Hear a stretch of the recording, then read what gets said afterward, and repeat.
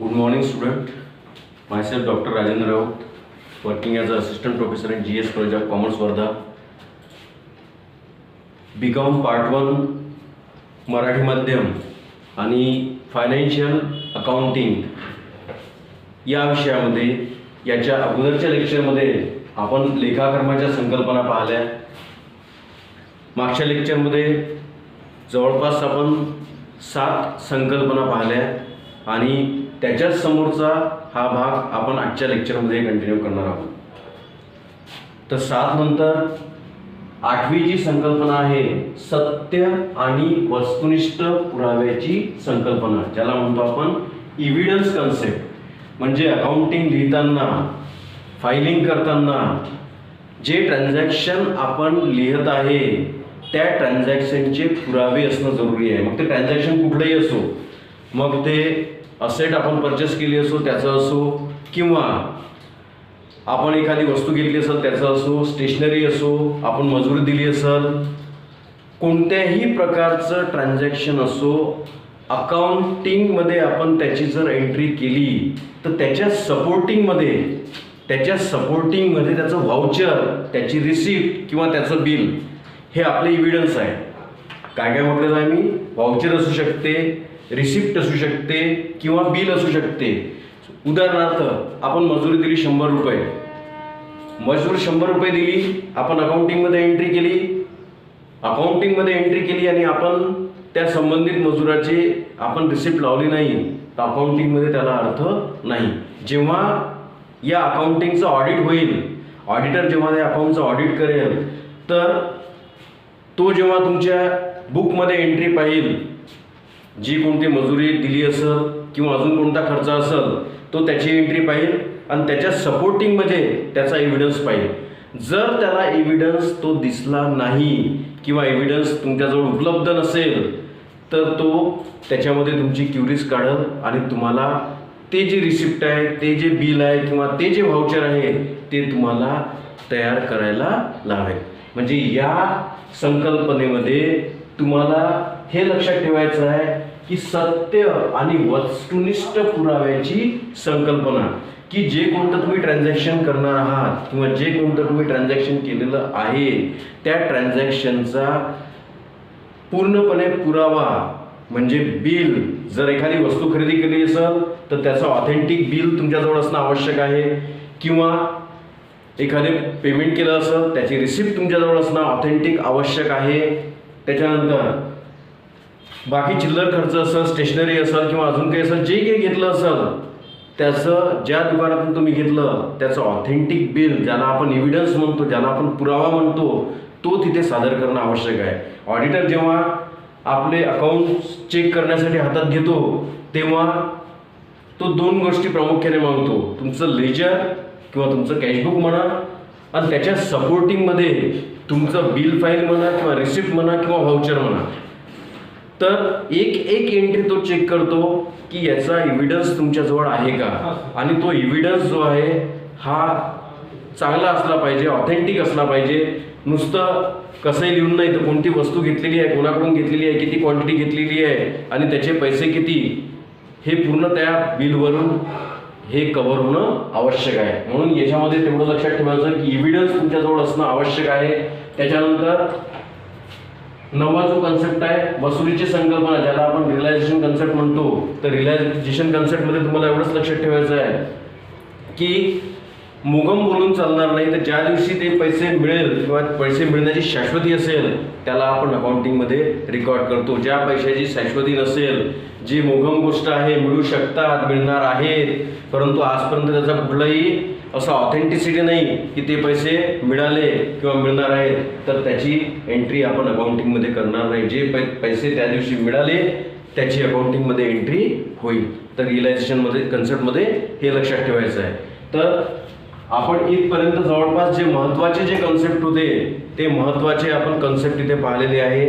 आणि प्रत्येक कन्सेप्ट हा तेवढाच महत्त्वाचा आहे, कारण की जेव्हा जेव्हा आपण समोर कुठेही जाऊ, मग आपण BCom झाल्यानंतर MCom करू, आपण MBA करू, आपल्यासोबत जर फायनान्शियल अकाउंटिंग हा विषय जर असला तर या कन्सेप्टचा कुठं ना कुठं अकाउंटिंगमध्ये रेफरन्स येईल. त्याच्यामुळं हे जे कन्सेप्ट आहे हे आपल्या नेहमीसाठी कन्सेप्ट हे लक्षात राहिले पाहिजे. महत्त्वाचे कन्सेप्ट आपण पाहिले आणि कन्सेप्ट नंतर सिलेबसमध्ये जे दिलेलं आहे त्या सिलेबसनुसार आपण समोर चाललो आहे. कन्सेप्ट नंतर कन्व्हेन्शन्स ज्याला म्हणतो, लेखाकर्माचे मराठीमध्ये त्याला म्हणू आपण संकेत, हेही तेवढंच महत्त्वाचं आहे. तर हा आपण पाठ पाहणार आहोत आजच्या लेक्चरमध्ये समोर की लेखाकर्माचे संकेत ज्याला म्हटलेलं आहे कन्व्हेन्शन्स ऑफ अकाउंटिंग.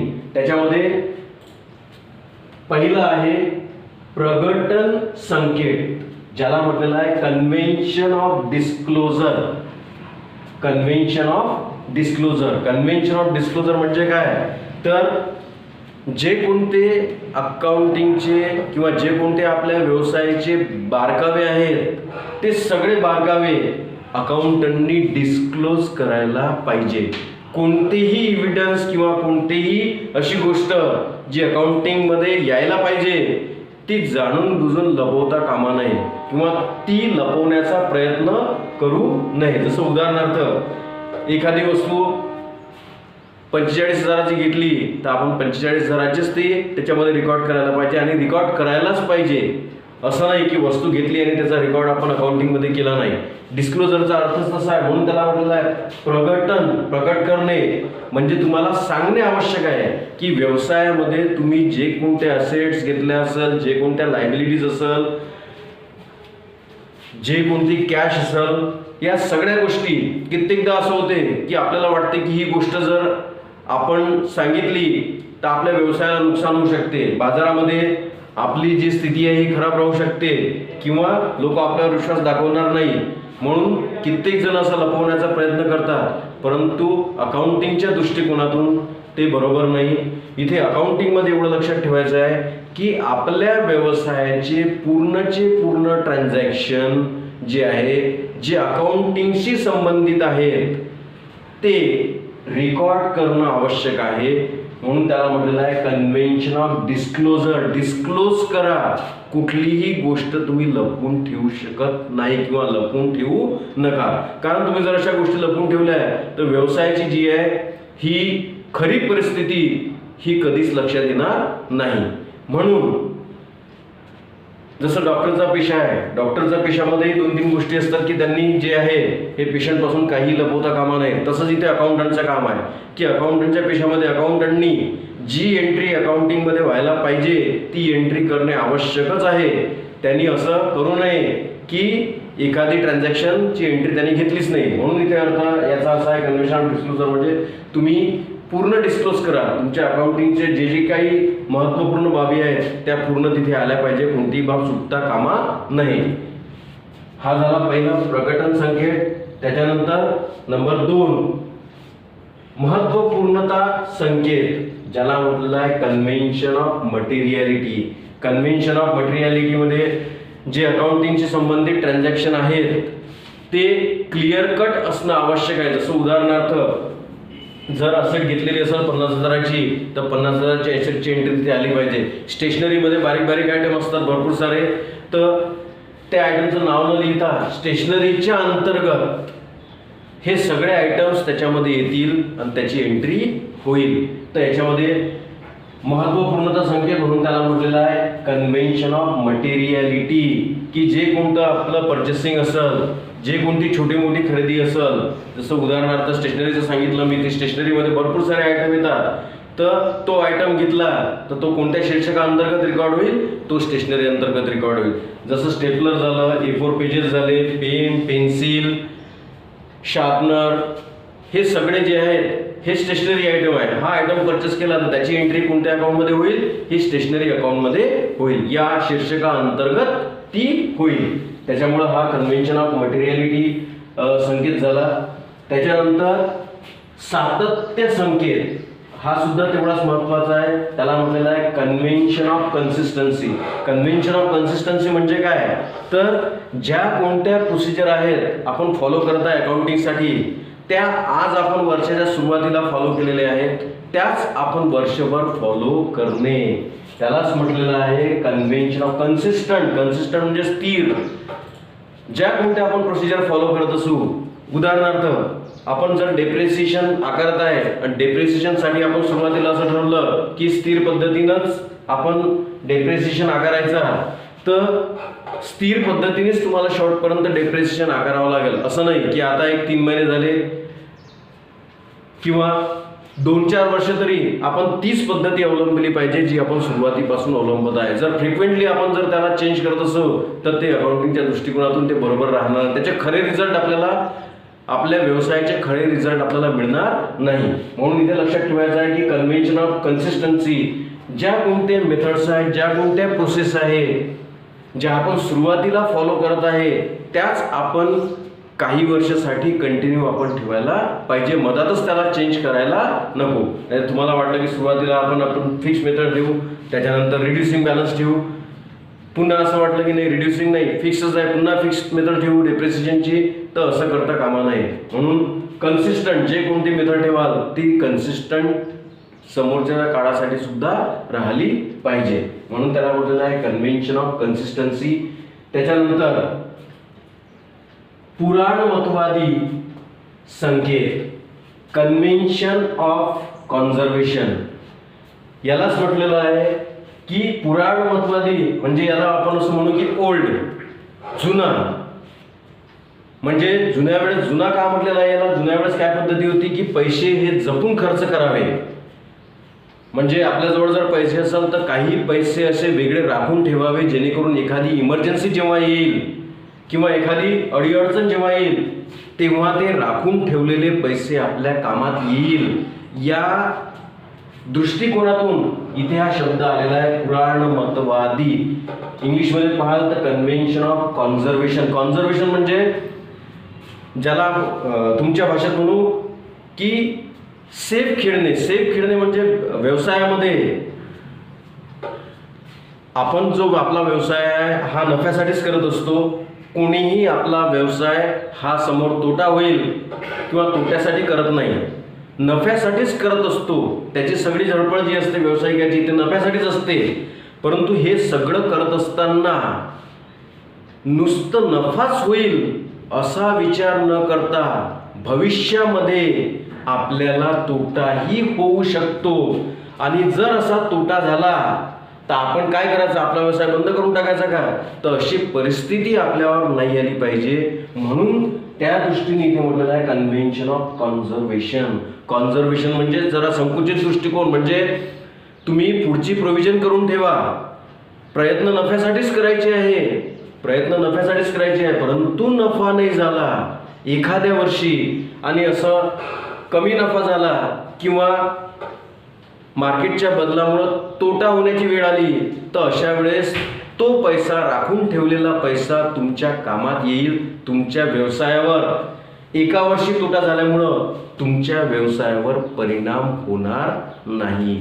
म्हणून त्याला म्हटलं आपण सेफ खेळणे. सेफ खेळणे म्हणजे काय, तर आपला व्यवसाय वाढवणं हे प्रत्येक व्यावसायिकाचं कर्तव्य आहे, तसेच त्याचे प्रयत्न असतात. परंतु असं असताना सुद्धा आपण सांगू शकत नाही मागचे 10 वर्ष आपल्याला नफा झालेला असेल आणि आपला नफा सातत्याने वाढत आहे, समोरही नफा वाढतच राहील, परंतु एखादं कोणतं वर्ष कसं येईल, म्हणजे आपण सध्याची सिच्युएशन पाहत आहे, कोविडची सिच्युएशन आहे.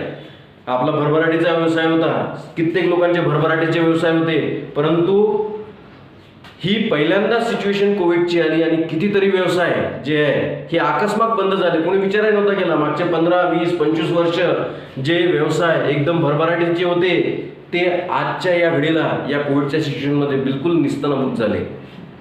तर अशी कोणतीही सिच्युएशन समोर येऊ शकते, या दृष्टिकोनातून आपण पैसा राखून ठेवला पाहिजे. म्हणून त्याला म्हटलेलं आहे सेफ खेळी, की तुम्ही भलेही नफ्यासाठी आपला व्यवसाय करत आहात, परंतु येणारी सिच्युएशन समोर ही कशी येईल हे तुम्ही सांगू शकत नाही किंवा कोणीही सांगू शकत नाही. तर त्या परिस्थितीला समोर जाण्यासाठी तुम्हाला तसा निधी राखून ठेवावा लागतो, तशी सेफखेडी करावी लागते. म्हणूनच तुम्ही जर आजच्या काळात या कोविडच्या सिच्युएशनमध्ये पाहिलं असेल तर तेच व्यावसायिक मार्केटमध्ये टिकून राहिले ज्यांनी या सिद्धांताचं तंतोतंत पालन केलं. दरवर्षी एक राखीव निधी ठेवून आपला व्यवसाय समोर नेला की कोणती अडीअडचणीची जर सिच्युएशन आली तर हाच पैसा तेव्हा कामात येईल. म्हणजे आज जर आपण पाहिलं तर कोविडची सिच्युएशनला 6 महिन्याच्या जवळपास कालावधी होऊन गेला. तर 6 महिने जर एखादा व्यवसाय जर ठप्प पडला तर हा जो राखून ठेवलेला निधी आहे हाच तुम्हाला वापरून तुमचा व्यवसाय हा समोर नेता येईल. तर एवढे इथे लक्षात ठेवायचं आहे. म्हणजे आजच्या लेक्चरमध्ये आपण काय पाहिलं, लेखाकरणाचे संकेतमध्ये प्रकटन संकेत पाहिला, ज्याला इंग्लिशमध्ये म्हणतात कन्व्हेन्शन ऑफ डिस्क्लोजर. त्याच्यानंतर महत्त्वपूर्णता संकेत पाहिला, त्याला म्हणतात कन्व्हेन्शन ऑफ मटेरियलिटी. त्याच्यानंतर सातत्य संकेत पाहिला, त्याला म्हणतात कन्व्हेन्शन ऑफ कन्सिस्टन्सी. आणि पुराणमतवादी संकेत पाहिला, ज्याला म्हणतात कन्व्हेन्शन ऑफ कॉन्झर्वेशन. तर एवढं आजच्या लेक्चरसाठी लक्षात ठेवायचं आहे. बाकी समोरचं जे आहे आपण पुढच्या लेक्चरमध्ये पाहू. थँक्यू.